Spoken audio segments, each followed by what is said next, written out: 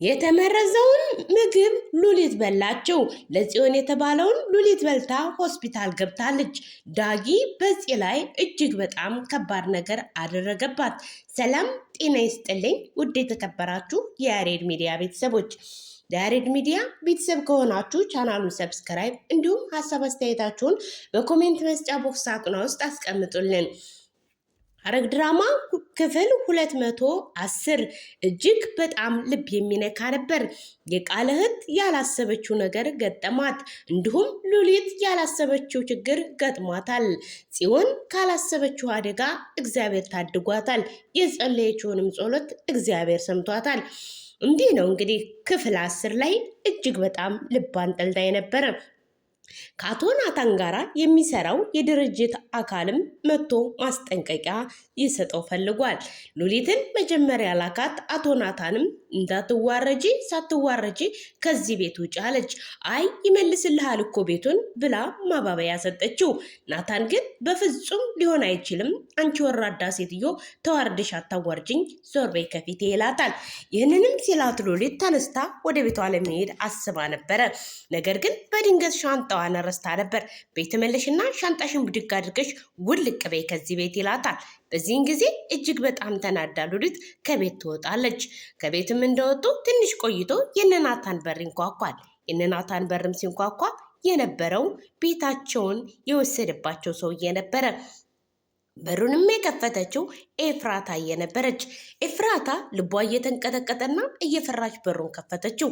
ስትከፍተውም ሰውየውን አትገባም ስትለው ገፍትሯት ይገባል። በዚህን ሰዓት ቀጥታ ሁለቱም እኩል እርምጃ ተራምደው ሳሎን ይደርሳሉ። እንዴ ምን ልታርግ መጣክ አንተ የማትረባ ሰውዬ ምን ፈልገህ ነው ብሎ ናታን ይጠይቀዋል። እሱም እኔ የመጣሁት ላናግር ፈልጌ ነው፣ ክሱን አንሳው፣ እኔ የምትፈልገውን ብሩን ሁሉ እሰጥሃለሁ፣ ስሜን አታበላሽብኝ ይለዋል። ይህንንም ሲለው ነበረ እጅግ በጣም ልቡ ተነክቶ ናታን ምን ለማለት ፈልገህ ነው አለ። በመሃል ኤፍራታዬ ጥልቅ አለችና ለምንድን ነው እንደዚህ የምትለው? ሲያዩህ የፈራህ ትመስላለህ፣ ምን አስበክ ነው አለችው። አንቺ ሙጢ ዝም በይ እባክሽ፣ በመሃላችን ጣልቃ አትግቢ ሲል የዚህን ጊዜ ሚስት ዘውድ ናትና አቶ ናታን ብድግ ብሎ ሚስቴን የመናገር መብት የለህም፣ ይህንንም ልታደርግ አይገባህም ሲል መልስ መጣው። እንግዳውስ ይህንን ቤት አትፈልገውም ማለት ነው አለው። እንዴ ቤቴንማ እናያለን፣ እንዴት እንደማልፈልገው አሳይሃለሁ አለው። ይህንንም ሲለው ሰውየው እጅግ በጣም ተናደደ። ናታንም በጉልበት ለመጠቀም ፈልጎ ነበረ። ሰውየው ግን ራሴ ሄዳለሁ፣ አንዳችም ቅንጣትም ሰውነቴን እንዳትነካኝ አለው። ሰውየውም ተነስቶ ከነሱ ክላስ ይወጣል። እነ ቃል ቤት እጅግ ከባድ ችግር ተፈጠረ። ምክንያቱም ቃል ቤት ውስጥ ቁጭ ብሎ ቴሌቪዥን እየተመለከተ ነበረ። ማለትም የሬዲዮ ጣቢያ ማለት ነው። በጣም በሚገርም ሁኔታ ሰራተኛዋ አፍጣ ማየት ጀመረች። በፍቅር እየተመለከተች አይኖቿ እየተምሰለሰሉ እሱን መመልከት ጀመረች። አሁንም አይኖቿን በፍቅር አይን እሱ ቃልን እያየች ልትነቀል አልቻለችም። እንደ ድንገት ቃል ዘወር ሲል እሷ አፍጣ እየተመለከተችው ነው። እንዴ ሰኒ ምን ሆነሻል ብሎ ጠየቃት። አይ ምንም እንደው አጋጣሚ ነው አለች። አዎ አጋጣሚ ቢሆን ይሻላል አላት። አሁንም ተመልሶ ቴሌቪዥኑን ማየት ተመለከተ። ይህንንም እየተመለከተ በነበረበት ሰዓት ሰኒ አሁንም የፍቅር ነገር ነውና ተው ተብሎ የሚተው አይደለምና ፍቅር ከምንም በላይ እንደሆነ ሁላችንም እናውቀዋለን። መመልከቷን ቀጠለች። አሁንም እንደገና ቃል ዞር ብሎ ተመለከታት። ሰኒ ምን እየሆንሽ ነው ያለሽው ብሎ ጠየቃት በተኮሳተረ መልኩ። አይ ምንም ጋሼ አይደገምም አለችው። አዎ ባይደገም ነው የሚሻለሽ ብሎ ቃል አናገራት። እሺ ብላ መልስ አለች። ወደ አሁንም ተመልሳ እሱኑ መመልከት ጀመረች። እሱንም ተመለከተችው። እንዴ ሰኒ ምን ሆነሻል? ጭንቅ አለው። ግራ ቢገባው ሂጅና ውሃ አምጪልኝ ብሎ ያዛታል። በዚህን ሰዓት ነበረ በመሃል እህቱ ትመጣለች። እህቱ መታ ለባብሳና ተውባ ጊጣ ወደ ውጭ ልትወጣ ፈልጋለች። እህቴ ወደ የት ልትሄጂ ነው? የምትሄጂበትን ንገሪኝ አላት። ማን ይነግረኛል? ያው ሚስትህ ናት ደውላ ነይ ያለችኝ፣ እሷ ጋ ነዋ፣ ምን አዲስ ነገር አለ አለችው። እሺ ጥሩ በጊዜ ነይ፣ ከመሸብሽ ደግሞ ደውይልኝ እኔ ያለው አላት። እሺ ብላ እሷም ቀጥታ ወደ እነ ጽዮን ቤት ትሄዳለች። ወደ እነ ጽዮን ቤት ሄዳ ሰፈር ጋር በደረሰች ሰዓት ያ የዘበኛው ወንድም ግንብ የሚያክለው ሰውዬ እሷን እየተጠባበቀ ነበረ። ነገር ግን ከእሷ ለመድረስ እርምጃዎች 3 እርምጃ ሲቀረው ጽዮን በሩን ከፍታ ትወጣለች። እንዴ እንኳን ደህና መጣሽ አለቻት። እንኳን ደህና ቆየሽኝ ጽዬ፣ ሰላም ነሽ አለቻት። ሰላም ነኝ እግዚአብሔር ይመስገን አለቻት። ይህንንም ከተባባሉ በኋላ ጽዮን ሳታስበው ዘወር ስትል የግንብ ፍራሽ የሚያክል ሰውዬን ትመለከተዋለች። ወይኔ ጉዳችን መጣ መጣ አለች። የቃል እህትም እንደዚህ ምን ሆነሽ ነው? እየፈራሽ እኮ ነው። ምን ሆነሽ ነው? ንገሪኝ እንጂ ማለቷን ቀጠለች። ይህንንም እያለች በነበረበት ሰዓት ጽዮን የፈለገችው እሷን ጨብጣ ቀጥታ ወደ ግቢ መግባት ነበረ። ነገር ግን ልጁ እየተራመደ ነበረ። እነሱን ተያይዘው ግቢ ገቡ። በዚህ ሰዓት ዛሬ እጅግ ከባድ ችግር ይፈጠር ነበረ። ምክንያቱም ለጽዮን የተሰጠው የእርግዝና ማስወረጃ ጽዮን በልታው ቢሆን ዘበኛውና ወንድሙ ፊት ለፊት ይፋጠጡ ነበረ። ነገር ግን ምግቡን ሉሊት ስለበላችው ዘበኛው ከዚህ ችግር ተላቋል። ምክንያቱም በሩን ሲያንኳኳ ግቢ ውስጥ ማንም ስለሌለ ጽዮንና ጓደኛዋ ገብተው በሩን ዘግተው ቤት ውስጥ ደረሱ። እየተንከወከወች እንደዚ አጣደፍሽኝ ምንድን ነው አለች። እረ ይሄ የማይረባ ዝም በይው፣ ምን እንደሆነ አላቅም። ቤታችን በተደጋጋሚ ይመጣል። ችግሩ ምን እንደሆነ አልገባኝም፣ ነገር ግን በጣም ነው የሚከታተለን አለቻት። ምን አባቱ ያመጣል ብለሽ ነው? ለዚህ ነው የፈራሽው አለች የቃል እህት። እሱ አልገባትም እና ይህንንም ከተባባሉ በኋላ ወዳውኑ ገንዬ ትመጣለች። ገንዬም ትመጣና ገንዬ ያ ሰውዬ መጣ እኮ። የቱ አለች። የባለፈው ሰውዬ። ምን አባቱ ያመጣል? አሁን ወጥቼ ላናግረው ይገባል፣ ምን እንደሚፈልግ ከኛ ስትል ጽዮን አይሆንም ገንዬ፣ እባክሽ ገንዬ፣ የሆነ ነገር ያደርግብኛል እባክሽ ብላ መለመኗን ቀጠለች። ገኒም እሱን ትታ ወደ ላይ ወደ ክፍል ትወጣለች። ወደ ክፍልም በወጣች ሰዓት የተመለከተችው አንድ ነገር ነበረ። በዚህን አጋጣሚ ነበረ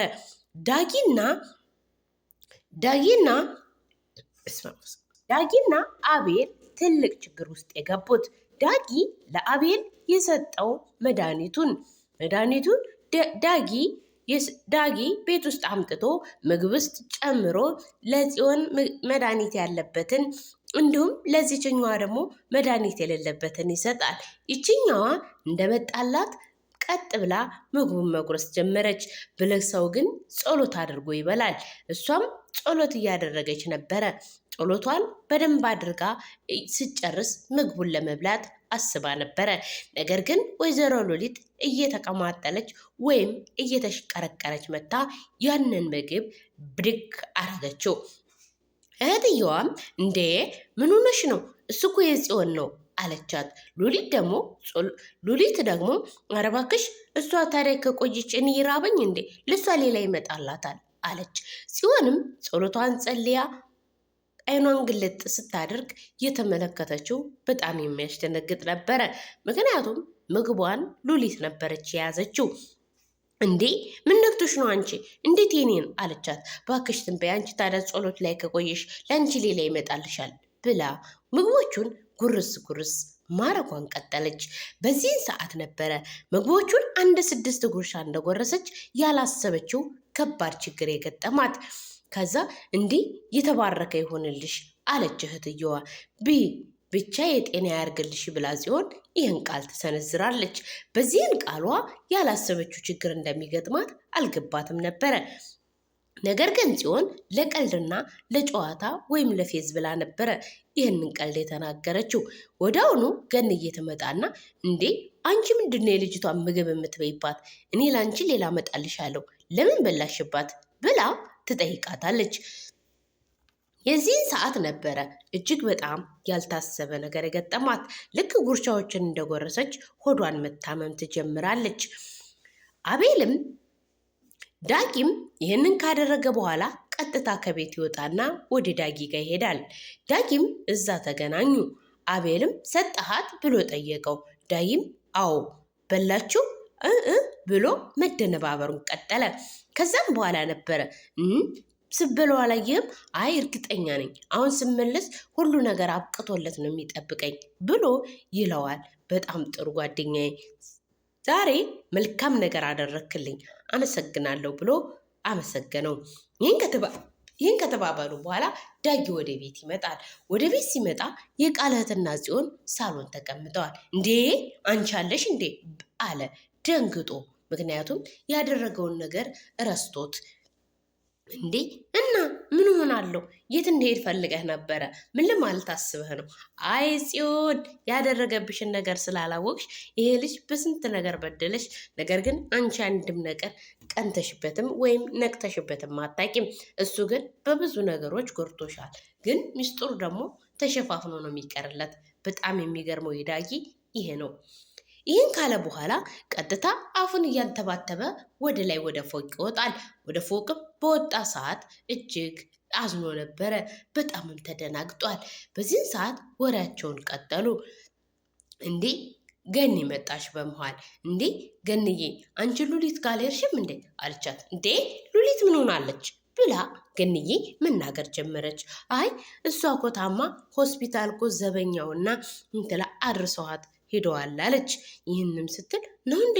ውይ ቆይሽ በቃ ካልሆነ ሐኪም ቤት ሄዳለሁ ብላ ገንዬ ተመልሳ ወደ ክላሷ ትሄዳለች። የቃል እህትና ጽዮን ማውራታቸውን ቀጠሉ። አውርተውም እራት እንብላ እያለቻት አይ ቆይ በጊዜ መሄድ አለብኝ ወንድሜም በጊዜ ነይ ብሎኛል ብላ መለሰችላት። ይህም ሲሆን ነበረ እጅግ በጣም የተሳሳቱት። ጽዮንም ጓደኛዋን አስወጥታ ከግቢ ትለቃታለች። ከግቢም በተመለከተቻት ሰዓት በጣም ደንግጣ ነበረ። ያላሰበችው ከፊት ለፊቷ አንድ ሰው እንደሚመጣ ቀና ብላም አልተመለከተችም ነበረ። አቶ ናታንም የጀመረው ድርጅት እጅግ በጣም በሚያምር መልኩ ተሳክቶለት መጥቶ ለሚስቱ ይነግራታል። እሷም በጣም ደስ እንዳላትና የኔ ባል ጀግና ብላ ለማድነቅ በቅታለች። አንተ እኮ ጎበዝ ነህ፣ የተግባር ሰው ነህ፣ የኔ ባል 1000 ዓመት ኑርልኝ ብላ አመሰገነችው። ይህንንም ከተባባሉ በኋላ ነበረ እጅግ በጣም የሚገርምና በጣም የሚያሳዝን ነገር የተፈጠረው። የሉሊት እህት አይ እህት ገላዬ ትንሽ ስጋ እንደ መርፌ ተወጋ። ምክንያቱም ጽዮን አላመማትን ባክሽ አውቃ ነው እያሾፈች ነው ስትላት፣ አረ የምሯን ነው ለምን ብላ ታሾፋለች ስትል ተናገረች። ይህም ከተሆነ በኋላ በአሁኑ ሰዓት ሉሊት ሆስፒታል ተኝታ ትገኛለች። እጅግ በጣም ልብ የሚነካ ነው። የዛሬው ደግሞ በጣምም የሚገርም ነው። እንግዲህ ሰራተኛዋና ዘበኛው ማለትም የቃል ሰራተኛና ዘበኛው ይገናኛሉ። እዚህ ከተገናኙ በኋላ እንዴት ነሽ ብሎ ይጠይቃታል። ደህና ነኝ። ቆይ አንቺ ከዛ ቤት መቼ ለመውጣት አስብሽ ብሎ ይጠይቃታል። አይ የምወጣማ ይመስለኝ አለችው። ማለት እንዴት ብሎ አከታትሎ ይጠይቃታል። ማለቴ ልጁን ሳልወደው አልቀርም አለ። አዎ ልጁን ሳልወደው አልቀርም። ወይ ጉድ! እና ታዲያ ምን ችግር አለው? ያንቺ ታደርጊዋለሽ። በፍጹም አንቺ ቆንጆ ነሽ፣ በዛ ላይ ደግሞ መልካም ሴት ነሽ ብሎ ሲላት፣ አይ የሚወዳት ልጅ አለች ለዛውም እርጉዝ ናት ሲል ዘበኛው የዚህን ጊዜ በጣም ደነገጠ። ያላሰበው በጥይት የተተኮሰበት ያህል ነበር የተሰማው። ማለት እርጉዝ ናት እና አፈቅራታለሁ አለ። አዎ አፈቅራታለሁ ብሏል። ወይኔ ጉዲ! መሆንማ የለበትም ብሎ ሲናደድ፣ እንዴ ምን ሆነ ነው ምኑ ብላ አከታትላ ጠየቀችው። አይ ምንም ብሎ ሸወዳት። በዚህን ሰዓት ነበረ እንግዲህ የቃል እህት ከግቢው ልትወጣ ነበረ። ከግቢው ልትወጣ በነበረበት ሰዓት ቀጥታ ያ የሰማይ ስባሪ የሚያክል ሰውዬ ያገኛትና እጇን ይይዛታል። ይህም ከያዛት በኋላ ስሚኝ፣ ቆም ብለሽ አናግሪኝ፣ እኔ ማንነቴን ልታቂ ይገባል አላት። አንተ ማን ስለሆንክ ነው? አለበለዚያ እጮሃለሁ፣ ማንም ቢጮህ ሕግም ከኔ በታች ነው ሲል አስፈራራት። እሷም ራስህን እንደምን ነው የምታየው? ቆይ ምን አስበህ ነው ብላ ጠየቀችው። ይህም ከሆነ በኋላ ነበረ በጣም ልቧ የተነካው። ምክንያቱም እሱ አንገቷን ንቅ አድርጎ ወደድሽም ጠላሽም አንቺ የኔ ሚስት ነው የምትሆኙ ሲል በፍቅር ሳይሆን እልህ በተሞላበት መልኩ ይነግራታል። እንዴ ራስህን እንደምን ነው የምታስበው? ደፋር ነህ፣ በጣም ነው የምታስጠላው አለችው። ይህን ለተናገርሽበት ትልቅ ዋጋ ትከፊበታለሽ ብሎ አላት። ይህንንም ሲላት ከዛ በጣም ተናዷል። ታውቂያለሽ፣ ቆይ አንተ ማነህ ብላ ጠየቀችው። እኔማ ስልክ እየደወልኩኝ የምዘጋብሽ ወይም ስልክ እየደወልኩ የምትዘጊብኝ ነሽ። ወደድሽም ጠላሽም የኔ ሚስት ትሆኛለሽ። ያለዛ ግን እማደርገውን እኔ ነኝ የማውቀው። እቤት የምትሽ ትገቢያለሽ። ዛሬ እንዳጋጣሚ ነው፣ ሌላ ግን እንዳጋጣሚ ሳይሆን ታስቦበት እቤት ትገቢያለሽ ሲል ማስጠንቀቂያ ይሰጣታል። እጅግ በጣም ልብ የሚነካ ድራማ ነው። ለዛ ድራማ ከወደዳችሁት ገብታችሁ ሰብስክራይብ አድርጉት። እኔንም ሰብስክራይብ፣ ላይክ፣ ሼር፣ ኮሜንት አድርጉልኝ። ከልብ አመሰግናለሁ። እስከዛው ድረስ መልካም ቀን፣ ሰናይ ቀን። ሰላሙን፣ ፍቅሩን፣ አንድነቱን ለእናንተም ለእኔም ይሁን። እወዳችኋለሁ፣ አከብራችኋለሁ። በሌላ ፕሮግራም ተዘጋጅተን እስከምንመጣ ድረስ እስከዛው ድረስ መልካም ቀን። እንወዳችኋለን። ባይ ባይ።